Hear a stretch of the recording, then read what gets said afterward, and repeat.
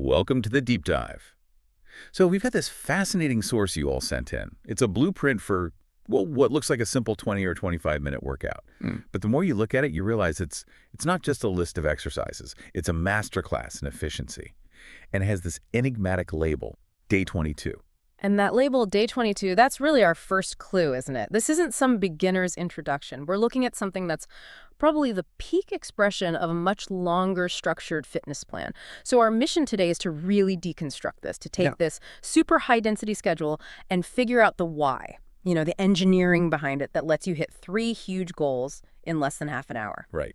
And the source material is very clear about those goals. Number 1, serious fat burn.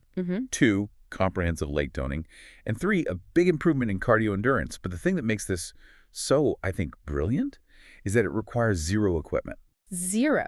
It's just you and gravity. It's the ultimate lesson in, well, resource optimization. I mean, when time is your scarcest resource, every single movement has to be multifunctional. So we have to look at this blueprint not just as a set of exercises, but as a protocol, a really precise system for maximizing work against minimal recovery to trigger what's called the EPOC effect, or the afterburn. Exactly. So for you listening, this isn't just about a quick workout to try later.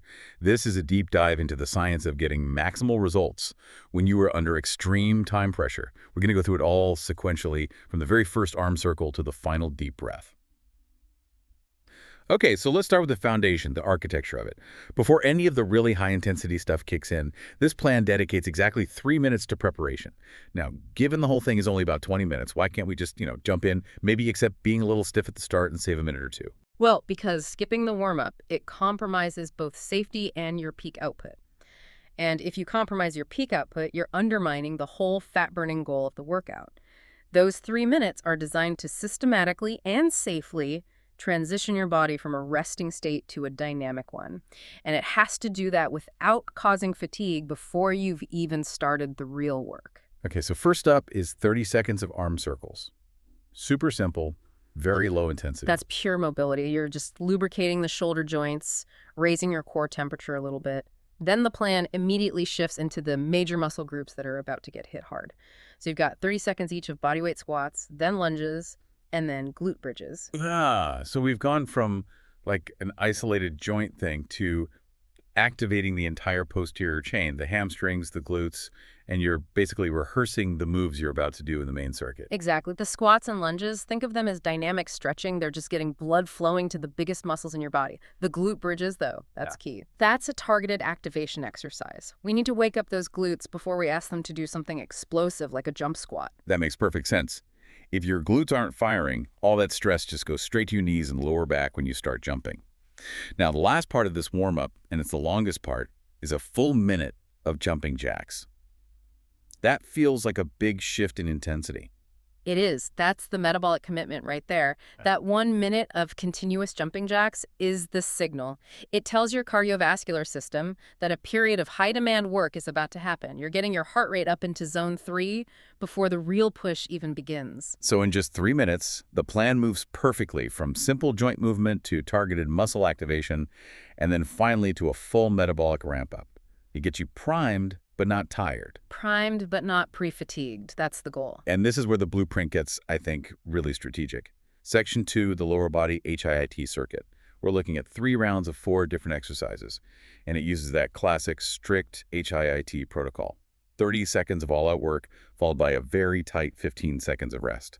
Yeah, and that 30 on, 15 off window, that's not arbitrary at all. Yeah. That specific 2-to-1 work-to-rest ratio is designed to ensure you get incomplete recovery. Incomplete recovery. So why is that so important for the goals here, for fat burning and toning? Well, because by keeping that rest short, you force your body to keep burning fuel without fully catching its breath, so to speak, without replenishing that oxygen debt. That sustained stress is what triggers the biggest afterburn effect, the EPOC. We're pushing our anaerobic capacity, which you need for muscle toning, but with a density that makes the aerobic system work overtime to catch up later on. So a lot of the efficiency is actually what happens after the workout is done? Okay, but let's look at the exercises themselves. The 4 moves are really diverse, which kind of feels counterintuitive if you just want to completely exhaust the muscles. And that's the genius of a Day 22 structure. It's not just training for volume, it's training for athleticism and stability. These exercises attack your legs from different planes. They use different energy systems. Okay, let's start with the first one, jump squats. 30 seconds of that, it's just brutal. It's pure plyometrics. It targets the quads and glutes, sure, but the main goal here is developing explosive power. Since you don't have a barbell to add weight, the only way to up the intensity is to increase your speed and how high you jump. That recruits all those fast-twitch muscle fibers you need for that toned look. And then right after that really explosive vertical move, you go into reverse lunges. This almost feels like a step down in intensity. It's a strategic step down in explosive intensity, but it's an increase in the demand for balance and control. Reverse lunges hit the hamstrings and glutes hard, the opposite muscles from the quads, and because you're stabilizing yourself moving backward, the focus is all on improving that unilateral balance. Okay, hang on. I have to push back on that for a second. We're in a 20-minute hyper-efficient workout. Why spend precious time on something like balance when you could just do, I don't know, more squat variations for pure volume? That's a great question, and it gets to the philosophy of the whole blueprint. It's aiming for athletic movement. Stability is fundamental to that. Plus, doing a one-sided move like a lunge stops your stronger leg from compensating for the weaker one, so you get more balanced toning overall. Fair enough. Balance is non-negotiable for a complete program. Huh. Okay, next up, skater jumps. Now this one is really unique because it's side-to-side movement. This one is so critical. Most traditional workouts are all forward and backward.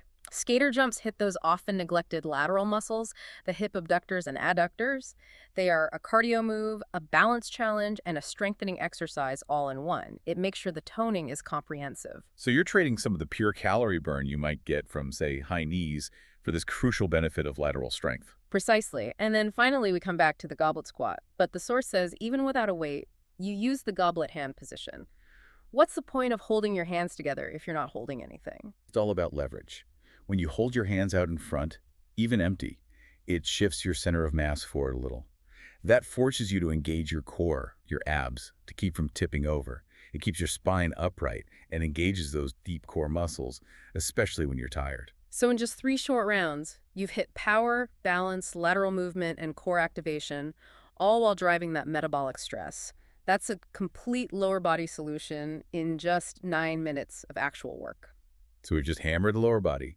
Now we move straight into section 3, the HIIT finisher. And this part just throws that 30-15 protocol right out the window. The instruction is very clear. No rest during the work blocks. This is the part that is 100% dedicated to fat burn through maximizing your heart rate. We're shifting from strength endurance with a little bit of rest to pure cardio endurance with 0 rest between the moves. The whole point is to drive your heart rate into zones 4 and 5, your max intensity zones, to just burn through as much glycogen as possible. So the protocol is 4 exercises, 30 seconds each, one right after the other. That's 2 solid minutes of nonstop work. Correct. And after that 2-minute block of maximum output, you get a very strict, defined 1-minute rest between rounds. And you need that rest. Without it, your intensity would just plummet in the second round. That minute gives you just enough time to get ready to go all out again. Okay, so let's look at the 4 finishers. They all seem to be total body, high momentum moves. They have to be to get the heart rate to spike that fast. You start with mountain climbers. It's basically a dynamic plank, so it hits your core and shoulders, combined with that rapid leg movement. Then high knees. Yep, pure speed. That's all about leg turnover and vertical movement. It demands huge energy from your hip flexors and quads and drives that heart rate even higher. And next, the one everyone loves to hate, burpees. The burpee is the whole body amplifier. It's a squat, a plank or a push-up, and a jump all in one. It forces every major muscle group to work together, which guarantees your heart rate absolutely peaks in that 30 seconds. Nothing else gets you there without equipment quite like a burpee. And to finish the round, plank jacks, a final core and cardio blast. Exactly. It keeps the cardio output high, but shifts the focus back to core stability and a bit of that lateral leg work. Kind of like the skater jumps, but at max speed.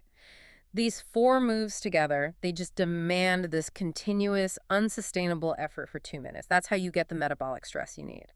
We've just put the body through maximum stress. Plyometrics, lateral work, peak cardio output, all in about 12 minutes of actual work.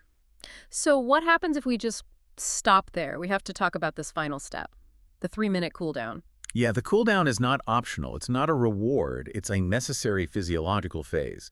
If you skip it, You're just going to hamper your recovery. You're going to be way more sore because you're not clearing out lactic acid, and you put a lot of stress on your heart. So the plan gives a minute and a half to stretching, and it specifically targets the muscles that just did all the work. And that's the smart, targeted approach. It's 30 seconds for a hamstring stretch, 30 for a quad stretch, and 30 for a glute stretch. You see, the focus is entirely on the lower body that powered the squats, the lunges, all of it. You're actively lengthening those muscles while they're still warm. And the very last piece of the puzzle is a full minute dedicated just to deep breathing. This feels like more than just stretching. It's almost like a mindfulness practice. It is. It's the final switchover. You're shifting from the sympathetic nervous system, that's your fight or flight system that HIIT finisher just maxed out, back to the parasympathetic, the rest and digest system. Deep, slow breathing actively lowers your heart rate, lowers your blood pressure, and it signals to your brain that the stress is over. It's mental recovery, and it's a crucial part of the whole system. So for you, the learner, this structured cool down is just more proof that this blueprint is holistic. Recovery isn't an afterthought. It's an active part of the process, ensuring all that hard work actually translates into results. So we've completely deconstructed this day 22 blueprint in, 20 to 25 minutes across 4 very distinct phases. This thing just masterfully hits all its goals: fat burn, leg toning, and cardio, all with zero equipment. What's so fascinating to me is how it layers 2 different types of intensity right on top of each other. You have the 30-15 circuit that uses incomplete rest for muscle endurance, and then the no-rest finisher that uses continuous work for maximum metabolic output. Just really elegant trade-off. Every second and every single move has a dual purpose. It really shows a deep understanding of how the body responds when you take away external resistance. You'd have to maximize everything else: speed, range of motion, and density. Precisely. And that brings us to our final provocative thought for you to think about. We've been analyzing this workout as day 22, a peak session, but that implies there were 21 days before it that built up the capacity to even do this.